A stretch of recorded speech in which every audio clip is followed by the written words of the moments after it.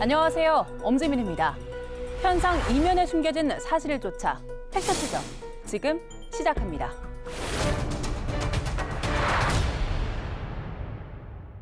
오늘의 팩트체커 안동준 기자 나와 있습니다.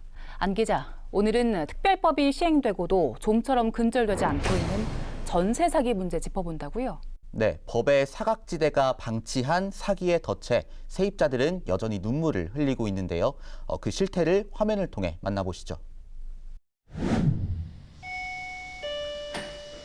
서울의 한 다가구 주택에서 만난 직장인 겨울 씨는 2003년생, 올해로 갓 21살이 됐습니다.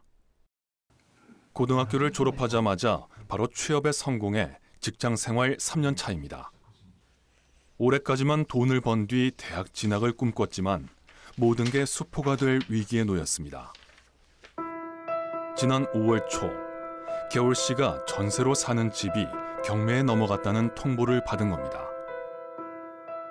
5월 초에 경매장이 날아왔고, 그리고 근데 그때까지만 해도 그냥 저희 각 한 건물만 경매에 들어가는 줄 알았는데, 이렇게 규모가 크다는 걸 알게 된 지는 이제 두 달 된 것 같아요.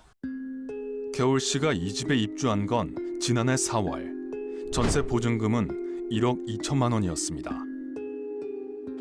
모아둔 돈 1,500만 원에 부모님으로부터 1,000만 원을 도움받았습니다.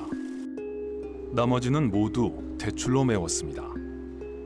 지금까지 받아온 연봉 포함해서 받아온 금액보다 거의 크게 2배는 되는 금액이에요. 대출금만 해도. 부담되는 금액이었지만 싸게 나온 매물인데다 집주인도 좋은 사람이라는 공인중개사의 말을 철석같이 믿었습니다. 근저당으로 잡힌 3억 원 역시 처음보다 절반이나 준 거라는 설명에 마음을 놓았습니다. 그냥 다 괜찮은 집이고 집주인도 믿을만한 사람이고 그렇다고 하니까 그냥 큰 의심 없이 계약했던 것 같아요. 조금만 기다리면 해결해 주겠다는 집주인의 말이 도돌이표처럼 반복되는 시간. 그런데 악몽 같은 나날을 보내는 사람이 최 씨뿐만은 아니었습니다. 서울 신촌과 구로, 경기 화성 병점 지역에서 같은 임대인에게 피해를 본 세입자는 최소 94명. 피해 금액도 100억 원대에 달하는 것으로 추산됩니다. 여전히 변한 게 없죠. 무자본 갭투기는 여전히 가능한 상황이고요. 임차인들이 알 수 있는 정보는 극히 제한적이고요. 임대인의 권리가 더 많이 보호가 되고 여전히 그렇기 때문에 사기는 계속 발생을 할 거지만 지난해 6월부터 전세 사기 피해자 지원 특별법이 시행되고 있지만 전세 사기 사고는 여전히 현재 진행형입니다. 법 효력 발생 이후 최근까지 당국이 파악한 전세 사기 피해만 전국적으로 2만 건에 육박합니다. 서울과 경기, 인천 등 수도권이 전체의 60%가 넘습니다. 피해자 10명 가운데 7명가량은 40세 미만 청년층입니다. 이제 막 사회에 첫 발을 뗐거나 본격적으로 꿈을 키워가는 이들이 전세 사기의 표적이 됐다는 의미입니다. 네, 2년 전 기억하실 겁니다. 인천 미추홀구에서 집 2,700여 채를 가진 이른바 빌라왕이 260억 원대 전세 사기를 벌여서 사회적으로 큰 문제가 됐었는데요. 그런데 이 문제 아직도 해결되지 않은 것 같네요. 네, 앞서 소개한 신촌 구로 병점 100억 원대 전세 사기 사건은 지난 6월에 공론화됐고요. 이 청주에서는 다세대 주택 73세대가 보증금을 돌려받지 못한 것으로 알려졌습니다. 이 관련 통계에서도 끊이지 않는 전세 사기의 심각성을 확인할 수 있습니다. 주택도시보증공사가 집계한 지난 1월부터 6월까지 전세 보증금 사고액은 2조 6,600억 원에 육박합니다. 이 사고 건수는 지난해 같은 기간보다 43.5% 늘어난 12,000여 건인데요. 이런 추세라면 올해 연간 사고액은 지난해의 4조 3,347억 원을 넘어 5조 원에 달할 것이란 전망까지 나오고 있습니다. 피해 규모가 상당합니다. 그런데 전세 사기 특별법이 시행되고 있잖아요. 그런데도 계속해서 이런 피해가 발생하는 이유가 뭡니까? 네, 제도의 허점이 사각지대에 놓인 피해자를 만들었다고 볼 수 있는데요. 이 다가구 주택과 불법 건축물 세입자들의 사례가 대표적입니다. 관련 내용 영상으로 준비했습니다. 지난해 국회 문턱을 넘은 전세 사기 특별법은 다세대 주택 같은 공동주택 피해자 구제에 초점이 맞춰져 있습니다. 경매로 넘어간 집을 세입자가 우선 낙찰받을 수 있도록 하거나 공공이 매입한 뒤 다시 세를 주는 내용 등이 핵심입니다. 그런데 겉으로 봐선 다세대 주택과 구별하기 힘든 다가구 주택은 특별법의 도움을 받기 힘듭니다. 각 호가 개별 등기된 다세대 주택과 달리 다가구 주택은 건물 안에 여러 호가 있더라도 법률상으론 단독 주택이기 때문입니다. 그럼 정부가 이걸 매입해서 임대를 해주려고 했는데 정부 입장에서도 다가구 주택은 이게 공동주택도 아니고 이게 약간 다가구 주택은 이제 학생들, 젊은 사람들 타겟으로 한 거라서 이게 공공임대주택으로 활용하기는 좀 어렵다. 각 호별로 등기가 된 다세대 주택 세입자는 근저당 등 자신이 거주할 곳의 선순위 권리를 미리 확인해 보증금을 떼일 우려가 있는지 사전에 판단할 수 있고 최우선 변제권도 보장됩니다. 전입 신고를 하고 확정 일자를 받았다면 선순위 권리와 상관없이 지역별로 일정 금액 내에서 보증금을 우선 보호받을 수 있는 겁니다. 하지만 다가구 주택은 사정이 다릅니다. 법률상 한 건물인 다가구는 집주인의 동의를 얻어 다른 호수 세입자가 전세권 설정을 하지 않는 한 얼마나 많은 전세금이 이 주택에 잡혀 있는지 알 길이 없습니다. 원룸 주택이나 다가구 주택은 1순위가 은행, 그리고 2순위부터 한 20순위까지 세입자들이 쭉 이해관계가 서로 달라요. 그러니까 순위가 서로 다른 거죠. 결국 집이 경매에 넘어가면 세입자끼리도 배당 경쟁을 해야 합니다. 후순위 세입자는 그만큼 보증금을 잃을 가능성이 클 수밖에 없습니다.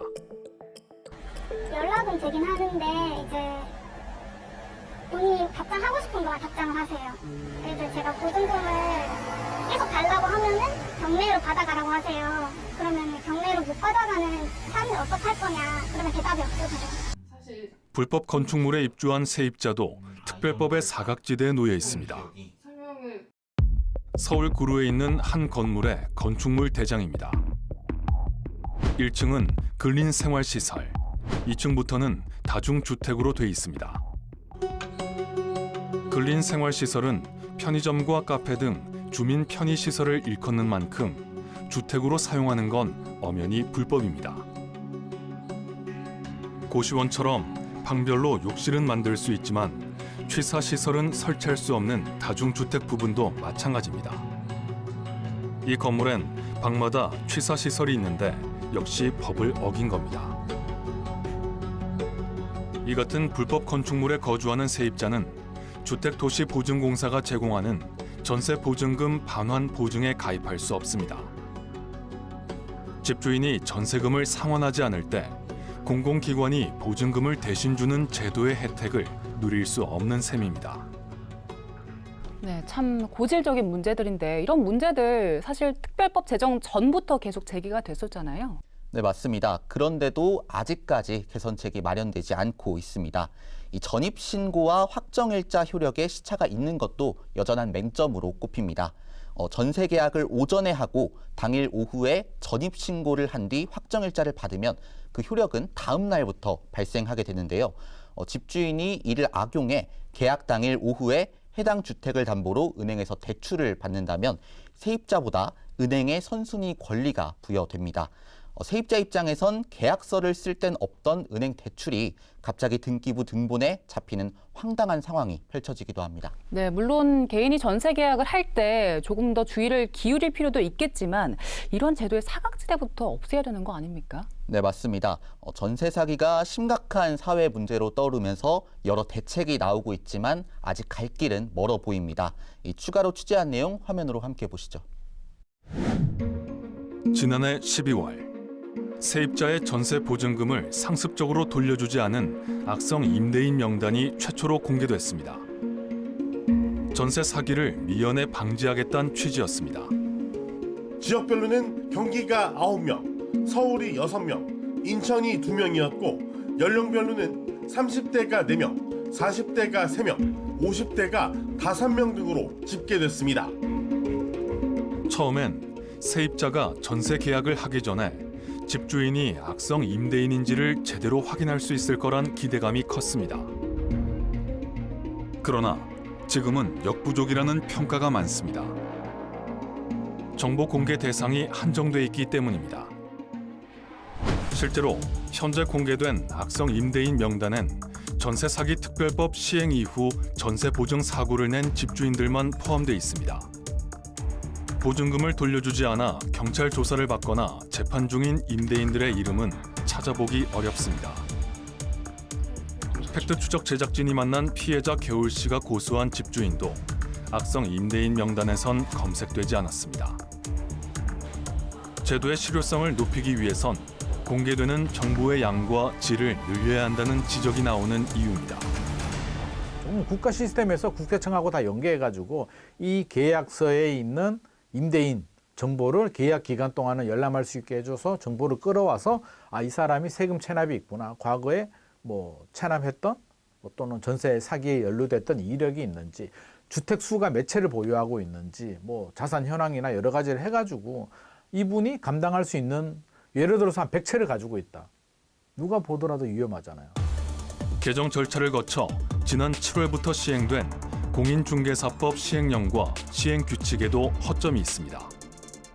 전월세 계약 체결 시 세입자에게 해당 주택의 선순위 권리 관계와 집주인의 미납 세금, 확정일자 현황 등을 설명토록 했지만 한계가 있다는 게 현장의 목소리입니다. 근본적으로 이 문제는 해결할 수 없다라고 보여져요. 왜냐하면 이 시스템상의 문제다. 이번에도 우리 개업공사들에게 어떤 그 확정일자랄지 점세랄지 이런 열람할 수 있는 권한이 없다라는 거죠. 선순위 보증금이 얼마인지를 결국에 누구한테 물어봐야 되냐면 임대인한테 물어봐야 된다는 거죠. 근데 임대인들이 설령 어떤 거짓으로 홍보를 하려고 하면 그 사실을 기망한다라는 얘기죠.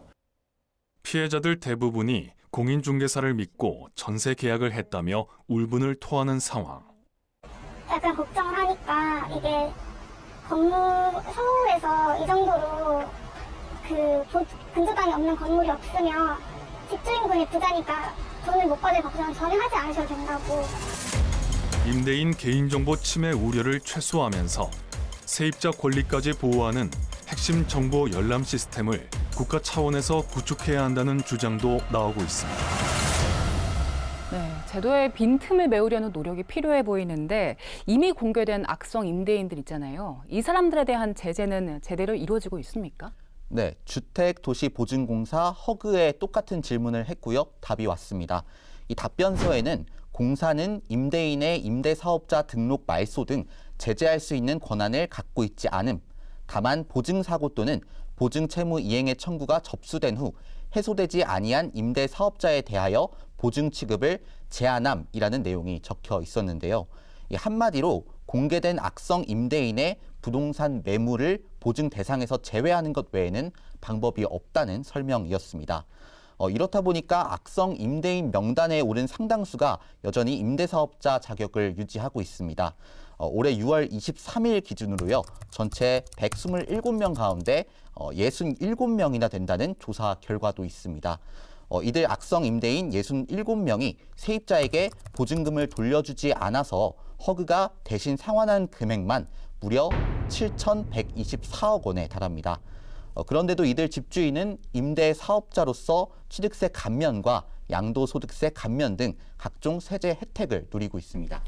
참 이렇게 악성 임대인이 계속 임대업을 하고 또 각종 세제 혜택까지 받는다는 게 잘 이해가 되지 않는데 어떻게 이런 일이 가능한 거죠? 네, 임대사업자 등록 취소 기준이 까다롭기 때문입니다. 임대사업자 등록 말소는 임대업자가 임차 보증금 반환 소송에서 지거나 이 조정 뒤에도 보증금을 반환하지 않는 경우에 가능한데요. 지난 2021년부터 올해 6월까지 3년 6개월 동안 보증금 미반환으로 임대사업자 자격이 말소된 사례는 고작 7명에 불과합니다. 지금까지 안동준 기자가 지적한 여러 문제점에 대해서 추가 대책이 강구돼야 할 것 같은데요. 네, 전세 사기를 벌인 임대인이 임대사업자 자격을 유지하며 세제 혜택을 누리는 걸 막는 법안이 최근 발의됐습니다. 이외에 전세 사기 피해 지원의 사각지대를 좁히는 방안도 정부와 정치권 사이에서 논의되고 있는데요. 화면으로 함께 보시죠. 21대 국회 임기 막바지인 지난 5월 28일 전세 사기 피해자들에게 보증금의 30% 수준인 최우선 변제금을 우선 돌려준 뒤 추후 임대인에게 구상권을 청구하는 내용의 야당안이 국회 본회의를 통과했습니다. 전세 사기 피해자 지원 및 주거 안정에 관한 특별법 일부 개정 법률안 대안은 가결되었음을 선포합니다. 하지만 윤석열 대통령은 거부권을 행사했고 법안은 21대 국회 종료와 함께 폐기됐습니다. 악성 임대인의 채무를 국민에게 떠넘겨선 안 되고 다른 사기 사건과 형평성에도 맞지 않는다는 이유였습니다. 이후 22대 국회 들어 정부와 여당은 경매 차익을 활용해 피해자 주거 안정을 도모하는 방안을 제시했습니다. 피해자가 원래 살던 집에 최소 10년에서 최대 20년까지 거주할 수 있도록 돕겠다는 게 핵심입니다. 다가구 주택 세입자 등 기존의 매입 임대를 통한 지원이 어려웠던 피해자를 위한 대책도 모색하고 있습니다. 경매로 넘어간 주택을 낙찰받은 새 집주인과 LH가 전세 계약을 맺은 뒤 피해자에게 다시 임대하는 방안 등이 거론되는 겁니다. 매입 대상에서 제외됐던 불법 건축물 등 역시 요건을 완화해 사들일 수 있도록 하겠다는 방침입니다. 현행법의 기본 제도는 있지만 이 경매 차익을 돌려준다든지 또 불법 건축물에 대한 특례 조항을 둔다든지 하는 장치들이 없기 때문에 이번에 법을 개정하게 되면 많은 대부분의 이 물건들이 이 규정을 적용받을 수 있도록 보완 조치를 해야 될 것 같습니다. 선구제 후 회수를 주장하는 야당도 정부와 여당의 안을 논의의 테이블에 올려보려는 기류입니다. 시급한 민생 현안인 만큼 일단 머리를 맞대보겠다는 분위기입니다. 여야 간의 이견이 크지 않은 시급한 민생 경제 법안들에 대해 우선순위를 정해 8월 임시국회 안에 처리할 수 있도록 여야 협상에 즉시 착수할 것을 제안합니다. 최대한 민생 문제를 해결하기 위한 그리고 또 개혁하기 위한 부분에 대한 합의는 이루어지고 진행하고 있다는 정도를 얘기를 한 거죠. 네, 여야가 여러 가지 현안을 놓고 대치를 이어가고 있지만 이 전세 사기 문제에 대해서는 대화를 한다고 하니까 다행인데 그런데 지금 논의되는 대책이 근본적인 해법이 될 수 있을까요? 네, 사실 특별법 개정안이 마련돼도 피해자가 보증금을 온전히 되찾기는 쉽지 않습니다. 그래서 전문가들은 임대사업자의 의무사항인 임대보증금 보증보험 가입을 더욱 강화해야 한다고 조언하고 있습니다. 현재는 가입을 안 해도 과태료만 내면 끝인데요. 이렇게 보험을 들지 않은 상태에서 집주인이 보증금을 돌려주지 못하는 상황이 되면 그 피해는 고스란히 세입자가 입을 수밖에 없기 때문입니다. 참 막막하네요. 네, 이 밖에 무자본 갭 투자에 대한 대책도 필요합니다. 집값과 전셋값의 차이를 이용해 무리한 투자에 나섰다가 대출금은 물론 전세 보증금까지 상환하지 못하는 사례가 잇따르고 있어서입니다. 중장기적으로는 우리나라 부동산 임대차 시장의 실태를 정확히 분석해 전세제도 자체에 대한 고민이 필요하다는 의견도 제시되고 있습니다. 네, 전세 사기 피해로 애를 태우다 극단적인 선택을 한 세입자가 지금까지 언론을 통해 알려진 것만 8분에 달한다고 합니다. 더는 이런 안타까운 소식이 전해지지 않도록 제도 보완을 위한 노력이 절실해 보입니다. 안 기자 수고하셨습니다. 오늘 팩트 추적은 여기까지입니다. 저희는 다음 주에도 현상 이면에 숨겨진 사실을 쫓아 시청자 여러분 목소리에 귀 기울이겠습니다. 함께해 주신 여러분 고맙습니다.